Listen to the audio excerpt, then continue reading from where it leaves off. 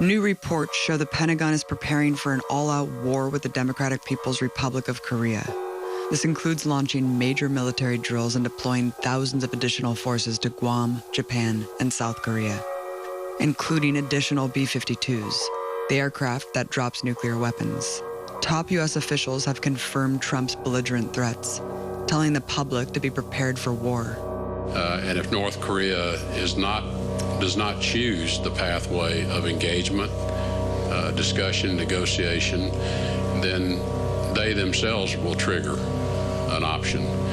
Tonight, a dire warning from Defense Secretary James Mattis that North Korea should cease any consideration of actions that would lead to the end of its regime and the destruction of its people. What's different about this approach is that we're out of time, right? As Ambassador Haley said before, we've been kicking the can down the road and we're out of road. There is a military option. While the Trump regime wants to turn up the heat, the threats have actually triggered highly unusual peace talks between North and South, behind the back of the U.S. empire. But could such talks prevent a determined U.S. war machine, especially with new conditions being set by Washington? Is there any way in which the U.S. can coexist with a nuclear North Korea? Anthony, I don't think we can tolerate that risk. The world can't tolerate that risk. The civilized world must remain united and vigilant against the rogue state's development of a nuclear arsenal. We will never accept a nuclear North Korea. The rest of the world is quite resolute in this stand we're taking that we will never accept them as a nuclear power. The DPRK already has nuclear weapons. It's clearly unrealistic they would ever give them up. But that's what the U.S. is now saying justifies an attack. To further explore the context of this war danger, we continue our discussion with expert on the region, Tim Shorrock. U.S. Ambassador Nikki Haley recently said that North Korea was begging for war. And certainly there has been agreements in the past between even the U.S. and North Korea that has stalled or completely halted for a period of time their nuclear program. And so let's go back. I mean, the Trump administration is so belligerent, but let's go back to the Clinton administration.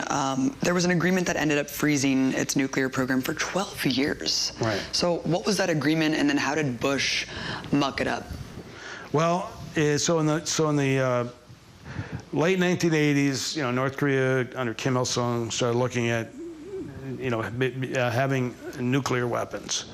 And part of the reason was because until 1991, the U.S. had nuclear weapons, tactical nuclear weapons in South Korea, hundreds of them. These kind of handheld weapons that U.S. soldiers would carry. Their nuclear weapons had hundreds of them in South Korea. And of course, the U.S. 7th Fleet is in Yokosuka, Japan, and very close to Korea. And there's ships there that have nuclear arms, planes. And Okinawa, the U.S. bases are there. And so they saw, building a nuclear capability was a way of defending themselves. They had signed the NPT, the Nuclear Proliferation Treaty. And when they decided to proceed in a nuclear program, they pulled out of the NPT. And to that pulling out of the Nuclear Proliferation Treaty was like a red line for the U.S. And actually, the Clinton administration seriously considered a nuclear strike on the Yongbyon facilities at the time. They came very close to it. And there was a lot of talk of war. It was just like there is, just like today. People might remember, Jimmy Carter went to North Korea, flew to North Korea, met with Kim Il-sung, and they hammered out what became this agreed framework under which North Korea agreed to end its nuclear program, stop its production of plutonium at this plant, and in return, the U.S., because they had to shut down this reactor, the U.S. agreed to supply them with 500,000 tons of fuel oil a year. They had actually shut down their plutonium production in 1991. And so until 12 years later, they didn't produce any. And so when Bush took over in 2001, with all these neocons in his government, like John Bolton and Secretary of Defense Donald Rumsfeld were against this agreement, any agreement with North Korea. In his State of the Union address, Bush labeled North Korea as part of the axis of evil with Iran and Iraq. So this was like the last straw for the North Koreans. They said, okay, we now see that you believe we're back in enemy status. And so they pulled out of the agreement themselves and started proceeding on their plutonium program. And by 2006, they had built their first atomic weapon and tested their first weapon in 2006. Negotiations, didn't they start later on during the Bush administration, and then it was Obama that actually completely, again, destroyed them? 2005, there was a declaration by all, South, North Korea, U.S., Japan, China, and Russia that that Korea itself would not be nuclear, would not allow nuclear weapons, North or South. All the countries agreed to that. That agreement with the 5 countries had been violated by the U.S. because at the time the U.S. was still imposing, sanctions kept being imposed, one after the other. And so they felt like this hostile policy had never ended. They exploded their bomb in 2006, partly in response to the strict sanctions that are being imposed unilaterally by the U.S. And when Obama came in 2009, he and his people sort of had this idea that somehow the problem of North Korea would go away because it was going to collapse, that it was bound to collapse, internally. There had been starvation in the past, and the North Korean leadership just didn't have the wherewithal to maintain control and power, and they just figured it was going to go away. And they did not want to negotiate directly with North Korea. So even, Bush was willing to have direct talks with them. Obama was not. Gaddafi was overthrown in Libya, and he had, of course, given up his nuclear weapons. And so, to Kim Jong-il and his son, who's now the leader of North Korea, Kim Jong-un, they saw this happening, and, so the country give up its nuclear weapons and then get invaded and overthrown by a U.S. NATO coalition.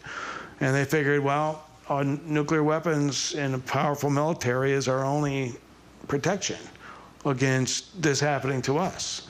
And so, from then on, they continued to build and to improve on their missiles, and they exploded. Well, I think under Obama, they tested three nuclear bombs, and of course, they just exploded one a few weeks ago.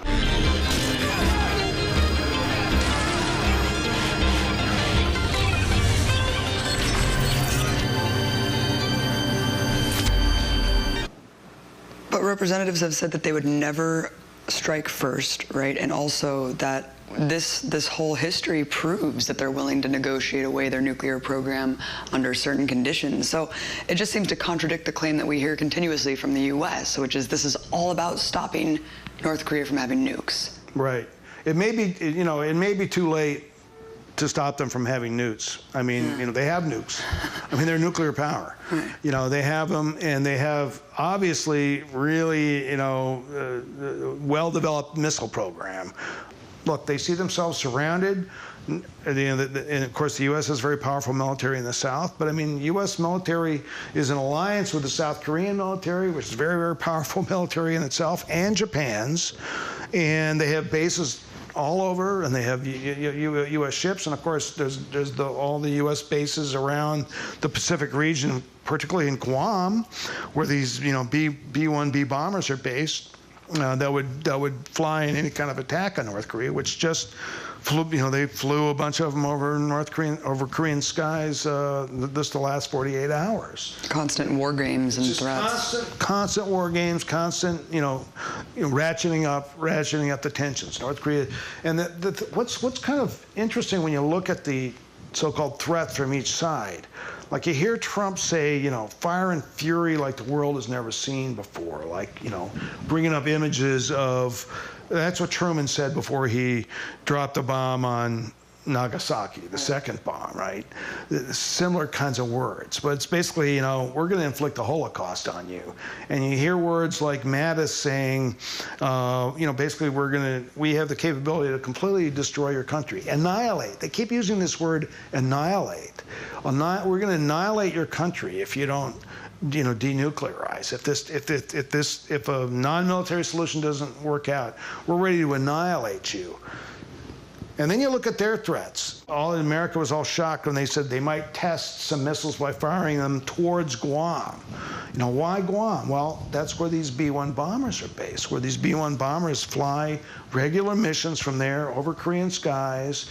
They have massive amounts of firepower on those planes. I mean, they're, you know, bunker buster bombs, all kinds of munitions that could, you know, blow half the cities, you know, of North Korea, you know, sky high. So they fly in F-35s from Japan also, the most advanced fighter jets the U.S. has, stealth fighters that can't be seen by radar. So, you know, the U.S. keeps saying, you know, we're ready to annihilate you, and they say, well, we might fire a missile towards Guam, where this.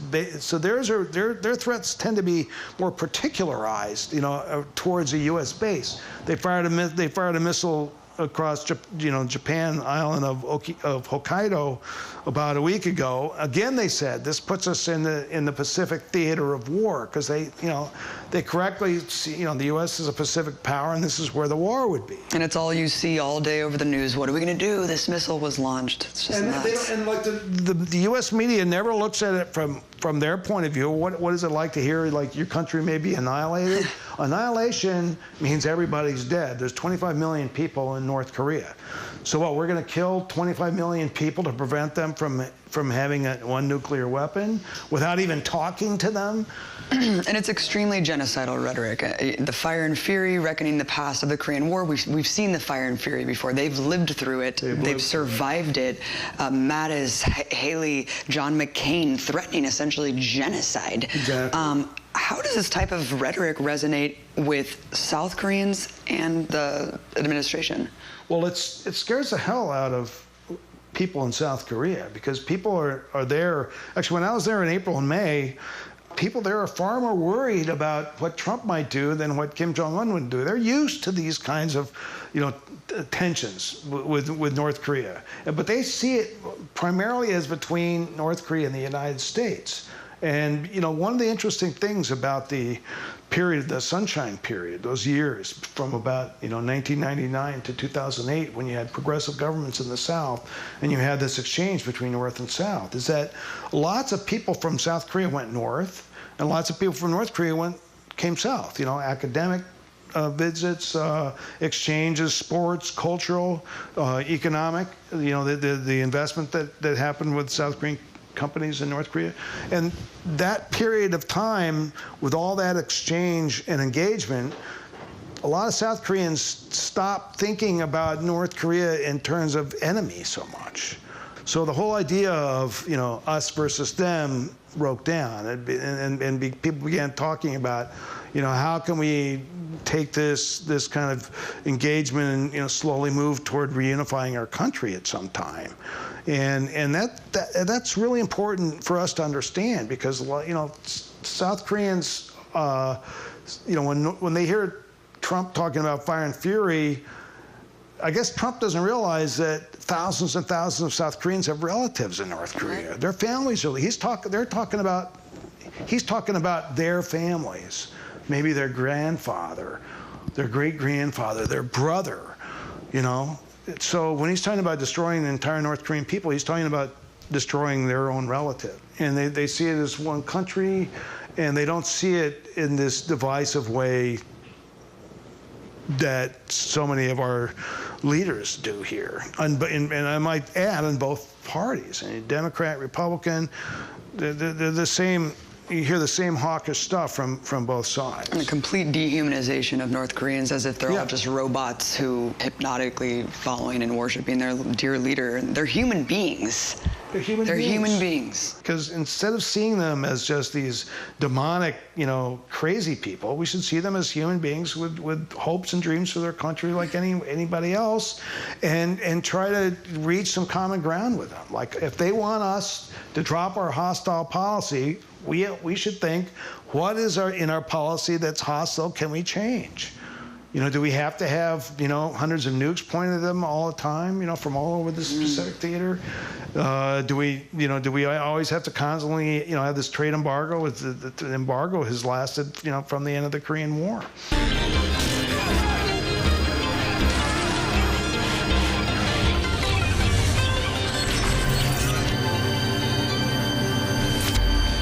Many in the U.S. establishment are arguing for a major war, as we're talking about, which would no doubt trigger just death and destruction, on a horrific scale. What would that look like for Korea, U.S. soldiers, and if regime change was successfully led by the U.S., what do you think would replace the regime? So the U.S., you read, like, this CNN story the other day, from Barbara Starr. It was just a shill for the Pentagon. She talks about a 1-month war. They go in there and somehow take out their missile sites and take out nuclear sites. Obviously that in itself would kill tens of thousands of people. But, North Korea, if they're attacked, they're going to fire back. They're not going to take this lying down. So there are, tens of thousands of artillery pieces all along the border. North Korea has hundreds of thousands of artillery all along the border, and Seoul is only 30 miles away. So any kind of U.S. attack would generate a counter response. I mean, the U.S. bases are in the headquarters. U.S. military headquarters is in Seoul.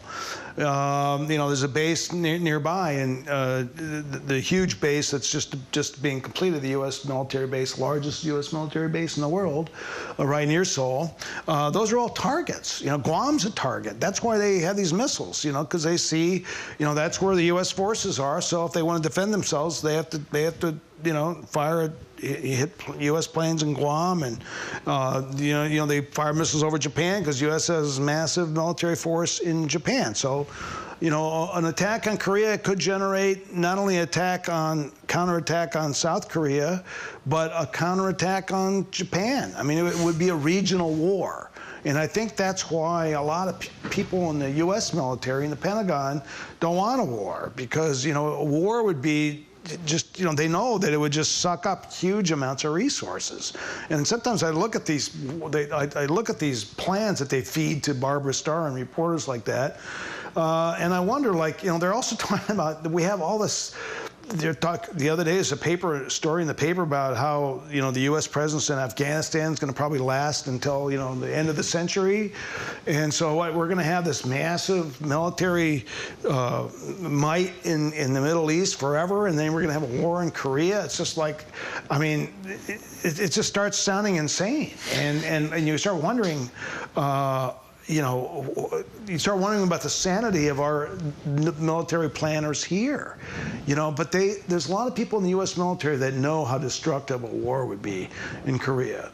Anyone who's served there, mountainous country, and the people, they know the North Korean army, would put up a hell of a fight, and they know that the cost would be millions of lives. And I think that's the one factor that's maybe holding back U.S. Trump and his people. But now they're talking. They keep talking about the military option. I mean, Steve Bannon, when he was fired from the White House, apparently, the thing that got him raked over the coals the next day by Secretary of State Tillerson and Secretary of Defense Mattis was a statement that the war is not an option. They could not let that stand. Yes, war is an option. They came back very quickly with that. War is, I mean, to me, it's just obscene to be talking about war as an option when it could kill, millions of people. I guess, Senator Lindsey Graham just says that's people over there. It's not going to bother, it's only those Asian people are going to get killed. Even Japan, but so what? We're not there. But I mean, tens of thousands of Americans could get killed too, and clearly. That's why they're building a nuclear capability to be able to even shoot a nuclear weapon at the United States. They want to deter the United States from attacking them. So I think a war is unthinkable, but apparently not so unthinkable that they're still talking about it and still see it as an option. I think that's very scary that they keep insisting, and that the UN ambassador Nikki Haley keeps talking about this and says, well, if we don't work in diplomacy, what diplomacy? They haven't even tried it yet. Then she's going to hand it over to Secretary of Defense Mattis. I think that kind of language is really scary. And as far as your second question, I mean, what I know from when I've been following these sort of regime changes here, these people at the RAND Corporation, for example, Bruce Bennett, who's a specialist at the RAND Corporation, who thinks that, the target should be Kim Jong-un. Worked closely on the interview with Seth Rogen. Exactly, and helped that movie, helped with the end of the movie where they blew his head apart. And said that was a good idea to keep that in. Well, their model is to have the sort of U.S.-induced, regime change from within. Like they're going to somehow win over all these North Korean elites, to somehow go along with some kind of U.S. plan to have a U.S.-backed government in North Korea, overthrow their government. And when you read carefully what they have to say and hear what they have to say, it's like South Korea isn't even part of their discussion. And there was a sort of rumor that got into a story. Some reporter picked up some intelligence from some counterinsurgency people in Washington who are, consultants and contractors, and they were saying, oh, well, we're talking to the Trump administration about, doing a counterinsurgency in North Korea. I mean, these people are nuts. They don't know anything about Korea. I mean, North Korea has its own, special forces, and of course, South Korea also does. I mean, the idea that somehow the U.S. is going to go in there and direct this regime change in North Korea, and everything's going to be, they're going to have a pro-U.S. government there, and everything's going to be fine, is the same kind of mentality as the United States had in 1945, which is we know what's best for Korea, and we're going to determine it, and we don't give a damn what you Koreans think. It's exactly the same mentality, and somehow, we in America have to learn the real history. We certainly need a deep, deep look at the origins of the Korean War and how the Korean War never ended, and the true nature of that war and what really happened, and the role that South Koreans played in that war. The fact that when the North, came down, that there was partisans all over South Korea that joined the North Korean army. Americans don't know that. A lot of South Koreans don't even know that. But you go to South Korea and you talk to people, and you meet, you hear about their family history, and you hear about, my brother was was one of the partisans, and you hear that kind of talk. I mean, there's this whole history that's hidden from America.